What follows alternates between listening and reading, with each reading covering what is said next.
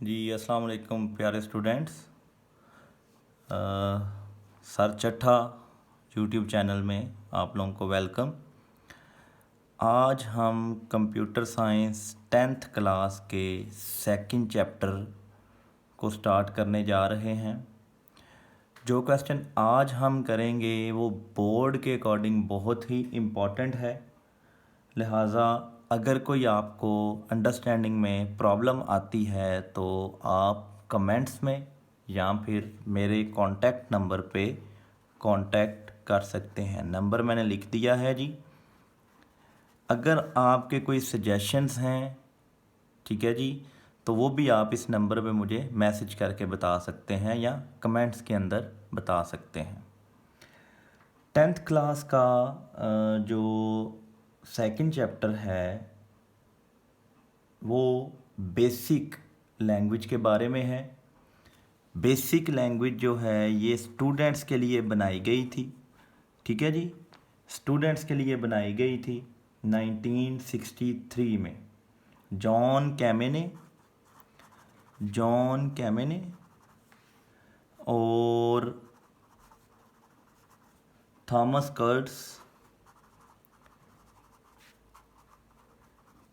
कर्ट्स ने ये 1963 में लैंग्वेज बनाई थी। और ये स्टूडेंट्स के लिए, इसका बेसिक पर्पस था कि स्टूडेंट्स के लिए ये बनाई जाए जो स्टूडेंट्स को प्रोग्रामिंग लॉजिक समझने में इजी हो, ठीक है जी। बेसिक स्टैंड्स फॉर, आपसे अक्सर पूछा जा सकता है कि बेसिक किसका एक्रोनिम है या बेसिक स्टैंड्स फॉर, तो बेसिक स्टैंड्स फॉर है बिगिनर्स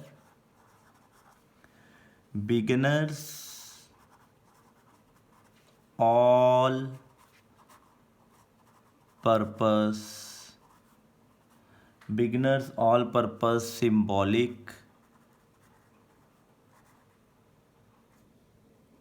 symbolic instruction code, ठीक है जी। B for beginners, A for all purpose, S for symbolic, I for instruction and C for code. Basic इसे नाम दिया गया, ठीक है जी।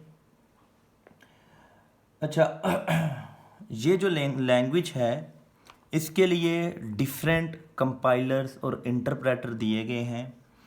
हमारा जो पंजाब टेक्स्ट बुक बोर्ड है उसने चैप्टर 2 में GW बेसिक का नाम लिया है। GW बेसिक एक इंटरप्रेटर है बेसिक लैंग्वेज का, इंटरप्रेटर है ऑफ बेसिक लैंग्वेज, ठीक है जी। इंटरप्रेटर वो आपका लैंग्वेज ट्रांसलेटर होता है जो लाइन बाय लाइन आपका हाई लेवल लैंग्वेज में जो कोड लिखा गया होता है उसे कन्वर्ट करता है into machine code, line by line, ठीक है जी। अब हम आते हैं जी एक जो आपकी बेसिक है या GW बेसिक है उसमें कौन कौन से मोड्स दिए गए हैं, सही है जी। उससे पहले हमें पता होना चाहिए जी कि प्रोग्राम किसे कहते हैं, क्योंकि इसमें बेसिक जो हमारी लैंग्वेज है इसमें हमने प्रोग्राम्स बनाने हैं। तो प्रोग्राम है सेट ऑफ इंस्ट्रक्शंस या फिर इन इंस्ट्रक्शंस को हम स्टेटमेंट्स भी कहते हैं, सेट ऑफ इंस्ट्रक्शंस और स्टेटमेंट्स गिवन टू कंप्यूटर, जो कंप्यूटर को दी जाती हैं टू सॉल्व अ प्रॉब्लम, कोई भी प्रॉब्लम सॉल्व करने के लिए जो कंप्यूटर को दी जाती हैं सेट ऑफ इंस्ट्रक्शन, उसे हम प्रोग्राम कहते हैं। 9th क्लास के लेक्चर्स में टाइप ऑफ प्रोग्रामिंग लैंग्वेज मैंने अपलोड किया है, अपनी अंडरस्टैंडिंग के लिए आप उसे देख सकते हैं, ठीक है जी। अब आते हैं इस डेफिनेशन की तरफ कि हमने कहा इंस्ट्रक्शन या स्टेटमेंट्स, ठीक है जी। अगर हम बात करें स्टेटमेंट की तो वो सेट ऑफ लाइंस या वो लाइंस जो प्रोग्राम में लिखी जाती हैं, ठीक है जी, उसे हम स्टेटमेंट कहते हैं।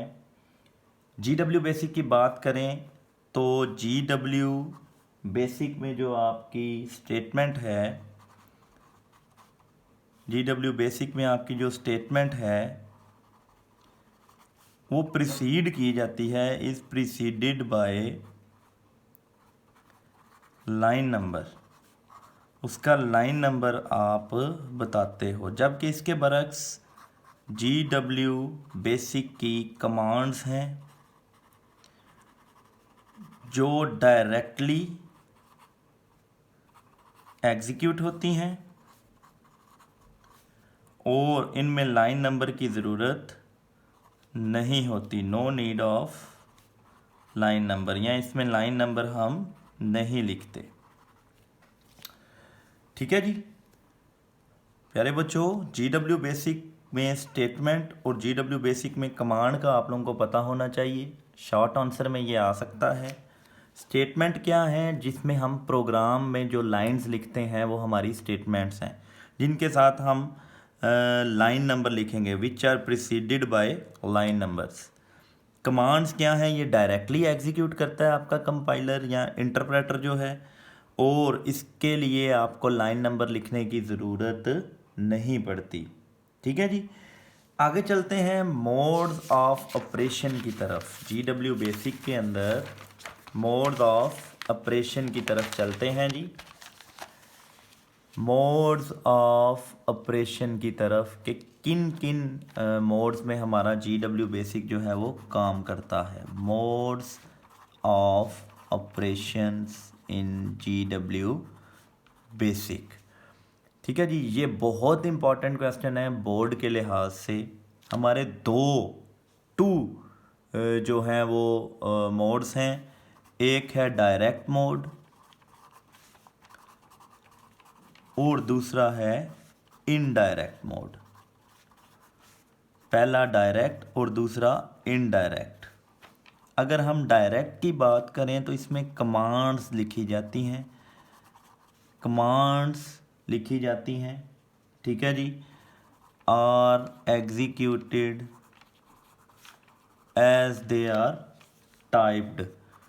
जैसे इन्हें टाइप किया जाता है ये एग्जीक्यूट की जाती हैं। एग्जीक्यूशन का मतलब है इनकी प्रोसेसिंग की जाती है। ठीक है जी, इसमें रिज़ल्ट जो है वो इमीडिएटली डिस्प्ले कर देता है ये। ठीक है जी, और कमांड जो है वो लॉस्ट हो जी बच्चों, थोड़ी सी इंटरप्शन हो गई थी जिसकी वजह से मालूम नहीं हो पाया कि वीडियो बंद हो गई है। अच्छा, हम बात कर रहे थे जी कि डायरेक्ट मोड में कमांड्स जो हैं वो एग्जीक्यूट होती हैं जैसे ही उन्हें टाइप किया जाता है, फ़ौरन बाद। ठीक है जी, फ़ौरन बाद जो है ये आपकी प्रोसेसिंग कर देती हैं और रिज़ल्ट जो है वो फ़ौरन से आपको डिस्प्ले हो जाता है। जो कमांड आपने लिखी होती है वो उधर से वैनिश हो जाती है, लॉस्ट हो जाती है। इसका फ़ायदा क्या है इस मोड का? ये डिबगिंग के लिए बहुत अच्छा है। इसमें डिबगिंग आप बड़ी इजीली कर लेते हो। डिबगिंग जो है इसके रिलेटेड भी मेरा एक लेक्चर पड़ा है 9th की प्लेलिस्ट के अंदर। डिबगिंग क्या है और टाइप ऑफ एरर्स क्या हैं, ठीक है जी, वो आप उधर से देख सकते हो। उधर से आप लोग जो है अगर कोई अंडरस्टैंडिंग नहीं होती तो आप उसे देख सकते हो। सही है जी। इसके बरक्स अगर हम इनडायरेक्ट मोड की तरफ आते हैं, पहला तो था डायरेक्ट मोड, इनडायरेक्ट मोड में आते हैं तो इसमें हम जो है वो स्टेटमेंट्स लिखते हैं, प्रोग्राम में स्टेटमेंट्स लिखते हैं। जब हमने स्टेटमेंट की बात की थी तो हमने कहा था जी कि statements are preceded by line number, preceded by line number. So जब हम इसमें लाइन नंबर जो है जब स्टेटमेंट्स लिखेंगे तो उसके साथ मैंडेटरी है कि लाइन नंबर लिखें, मैंडेटरी है कि लाइन नंबर लिखें। अगर हम इसकी डायरेक्ट मोड के साथ कंपेयर करें तो हमने कहा था जी कि कमांड्स जो हैं वो एग्जीक्यूट होती हैं एज दे आर टाइप्ड, और आफ्टर एग्जीक्यूशन वो लॉस्ट हो जाती हैं कमांड्स। जो आपकी प्रोग्राम की स्टेटमेंट्स हैं वो लॉस्ट नहीं होती, वो मेमोरी के अंदर रिसाइड करती हैं, स्टोर्ड होती हैं इन मेमोरी के अंदर ये स्टोर हो जाती हैं। ठीक है जी। इसमें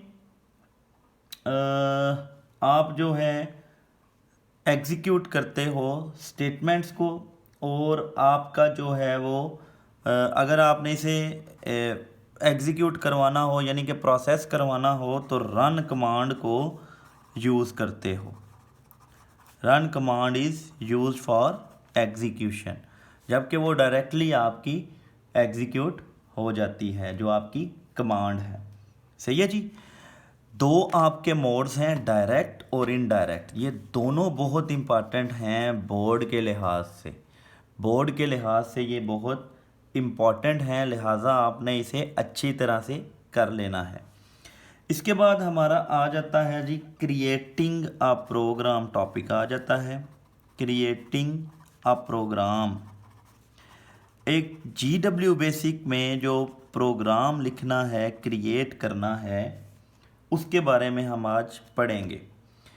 क्योंकि हम प्रोग्राम की बात कर रहे हैं तो प्रोग्राम के बारे में हमने पढ़ा है कि वो इनडायरेक्ट मोड में लिखा जाता है जिसमें स्टेटमेंट्स होती हैं। क्योंकि हमने प्रोग्राम को डिफ़ाइन किया था कि प्रोग्राम जो है सेट ऑफ इंस्ट्रक्शन या स्टेटमेंट्स हैं। सेट ऑफ इंस्ट्रक्शन या स्टेटमेंट हैं। क्या है प्यारे बच्चों? सेट ऑफ इंस्ट्रक्शन एंड या फिर सेट ऑफ स्टेटमेंट्स हैं। ठीक है जी। अच्छा, जब भी हमने प्रोग्राम लिखना है तो हमने लाइन नंबर्स लिखने हैं। ठीक है जी। लाइन नंबर्स जो हैं उनकी रेंज 0 से लेकर 65529 तक है। मिनिमम 0 है और मैक्सिमम 65529 है इसमें लाइन नंबर। ईच जो लाइन है उसमें ईच लाइन जो है कंटेन मैक्सिमम कंटेन या जिसमें हो सकते हैं 255 करैक्टर्स। इससे ज़्यादा करैक्टर्स आपके लाइन नंबर में एक लाइन में नहीं लिखे जाएंगे। हाँ, एक लाइन के अंदर आप 2 स्टेटमेंट्स लिख सकते हैं और उन स्टेटमेंट्स को सेपरेट करेंगे, सेपरेटेड बाय कॉलन। ठीक है जी। कॉलन से आप उन्हें सेपरेट करेंगे। 2 लाइंस हैं अगर आपकी, 2 स्टेटमेंट्स हैं तो उन्हें आप कॉलन के साथ सेपरेट करेंगे। ठीक है जी। फिर जब हम इसमें एग्जीक्यूशन कर रहे हैं तो इंक्रीजिंग ऑर्डर में आपकी लाइंस जो हैं इंक्रीजिंग ऑर्डर या इन असेंडिंग ऑर्डर में आपकी जो लाइंस हैं प्रोग्राम में वो लाइंस विल बी एग्जीक्यूटेड या प्रोसेस्ड होंगी। उनकी प्रोसेसिंग जो है असेंडिंग ऑर्डर में होगी। फॉर एग्जांपल, अगर आपने एक लाइन नंबर 60 पहले लिखी है और 45 बाद में लिखी है, 60 पहले लिखी है, 45 बाद में लिखी है, तो आपका जो प्रोग्राम जब एग्जीक्यूट करेगा तो पहले 45 को करेगा, उसके बाद 60 को एग्जीक्यूट करेगा। ठीक है जी। आपसे अगेन रिक्वेस्ट है कि मेरे चैनल को जिसका नाम सर चट्ठा है उसे आप सब्सक्राइब करें और मेरे कॉन्टैक्ट नंबर पे या कमेंट में जो है वो अपने सजेशंस जो हैं वो आप दे सकते हैं। ठीक है जी। जब हम एक प्रोग्राम लिख रहे होते हैं तो हमने इस चीज़ का, एक बात का बहुत ख्याल रखना है कि हमने लाइन नंबर को यूनिक रखना है। मस्ट बी यूनिक, मतलब नो रेपिटेशन इन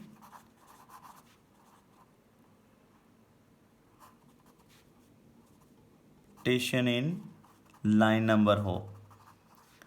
अगर हमारी लाइन नंबर रिपीट की गई लाइन नंबर तो हमारा जो डाटा पहली लाइन है उसमें से भी वैनिश हो जाएगा। तो ख्याल रखना है इस बात का कि लाइन नंबर जो है वो कभी भी रिपीट ना हो, रीयूज़ ना हो एक प्रोग्राम के अंदर। ठीक है जी।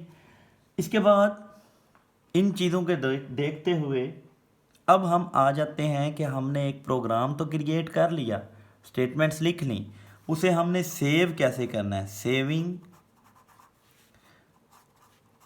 आ प्रोग्राम इन GW बेसिक। GW बेसिक के अंदर एक प्रोग्राम को हमने कैसे सेव करना है, इसे दो तरीके हैं। पहला है सेव कमांड, लिख लें, उसे एग्जीक्यूट करवा लें। दूसरा जो है एक शॉर्ट की दी गई है, शॉर्ट की टू सेव दी गई है, वो है F4। F4 आप लिखें और एंटर को प्रेस करें तो तब भी आपका जो है वो प्रोग्राम एग्जीक्यूट हो जाएगा, सॉरी सेव हो जाएगा। ठीक है जी, आपका प्रोग्राम जो है वो सेव हो जाएगा। अच्छा, इसके अंदर क्या होना है, जब आप सेव कमांड देते हो तो आगे आपको एक डायलॉग बॉक्स दे देगा, उसके अंदर आपने उसका एक वैलिड नेम देना है और फिर एंटर प्रेस करना है तो आपका प्रोग्राम सेव हो जाएगा। सेव होगा आपका सेकेंडरी मेमोरी पे। ठीक है जी, जब आपने प्रोग्राम को एग्जीक्यूट करना है तो आपको उसे पहले प्राइमरी मेमोरी पे लोड करना पड़ेगा। लोड करने के लिए आपके पास कमांड यूज़ होती है, लोड कमांड, या फिर आप F3 को प्रेस करते हो। ठीक है जी, शॉर्ट की जो है F3 है लोड के लिए, और या फिर आप लोड कमांड को यूज़ करते हो तो आपका प्रोग्राम जो है वो मेमोरी में, यानी कि प्राइमरी मेमोरी या जिसे हम रैम कहते हैं, उसमें आ जाएगा।